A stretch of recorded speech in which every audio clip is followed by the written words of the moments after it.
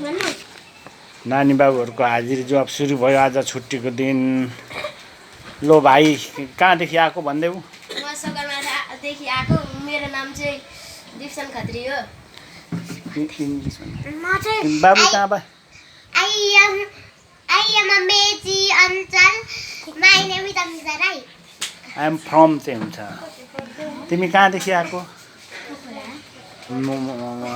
Your name? My name is Jamakima Rai. Where from you? म पश्चिमबङ्गदेखि आएको होइन। मेरो नाम सयङ राई हो। यो सही नेपाली स्कुल पढेको भाइ रहेछ। I am from Gautam Buddha Pradesh. My name is Simran Gargi. Yes.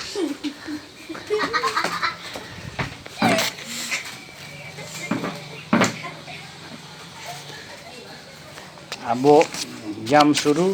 म चिट्ठा टिपाइना यहीँदेखि म मार्क गर्दै ल रे सोध्छु। क्वेसन नम्बर 1 मा दिप्सन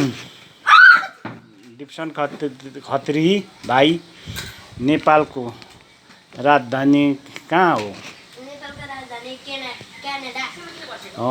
ताली लाउ सही उत्तर।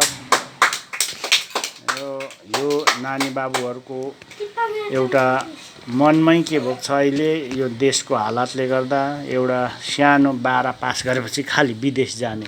आफ्नो नेपाल राजधानीको नाम जान्दैन। लु हेर्नुहोस्, देख्नुभयो विदेशकै कन्सेप्ट परेको छ। सही उत्तर 1 नम्बरमा गयो। 2 नम्बर के छ बाबुको नाम? अमिसा राई। तिमीलाई 2 नम्बर क्वेसनमा छ सबैभन्दा बिग्रेको नेता कुन देशमा पाइन्छ? नेपाल। सही उत्तर हो। ताली। 2 नम्बर। अब क्वेसन नम्बर 3 मा न्यामा राईलाई क्वेसन आयो। 3 नम्बर क्वेसनमा तपाईको प्रधानमन्त्रीको नाम के हो?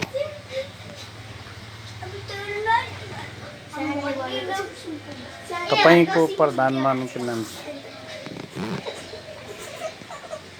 तपाईको प्रधानमन्त्रीको नाम?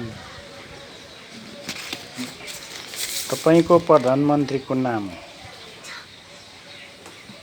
तपाईको प्रधानमन्त्रीको नाम? तपाईको प्रधानमन्त्रीको नाम? ए 5 भन्दा भनेन भने पास हुन्छ है।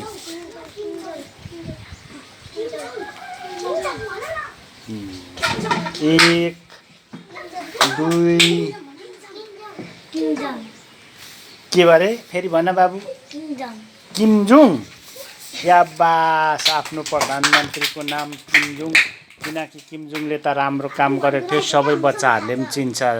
आफ्नो नेपाल देशको प्रधानमन्त्रीले कामै राम्रो गरेको छैन नि कहाँदेखि चिन्छ। धन्यवाद। ताली मार्यो 3 नम्बर क्वेसनलाई। अब नम्बर 4 नम्बर क्वेसन के छ बाबुको नाम? साहाङ राई। 4 नम्बर क्वेसन आयो। तपाईलाई कुन देश मन पर्छ? अस्ट्रेलिया। ला सही उत्तर। ताली ताली ताली। अब यो बाबुलाई किनभने अब यत्रेमा उसलाई अरू गएको देखेर म पनि जान्छु भनेर उसले आफ्नो देश मन पर्ने छोडो होला अस्ट्रेलिया मन पर्नु थोलो छोडो। अब क्वेसन नम्बर 5 मा के छ बाबुको नाम? सिमरान कार्कीलाई 5 नम्बर क्वेसन आएछ। नेपालको सबैभन्दा ठुलो मान्छेको नाम के हो? नेपालको के बालेन। अब कसरी बालेन भन्दाखेरि अब उसले विकास गरेर सबैलाई देखाएको छ नि यसरी चिन्छ। लु हेर्नुहोस् यस्तो नानी बाबुहरूले। फेरि क्वेसन दोहोरिँदै गयो। Question number 7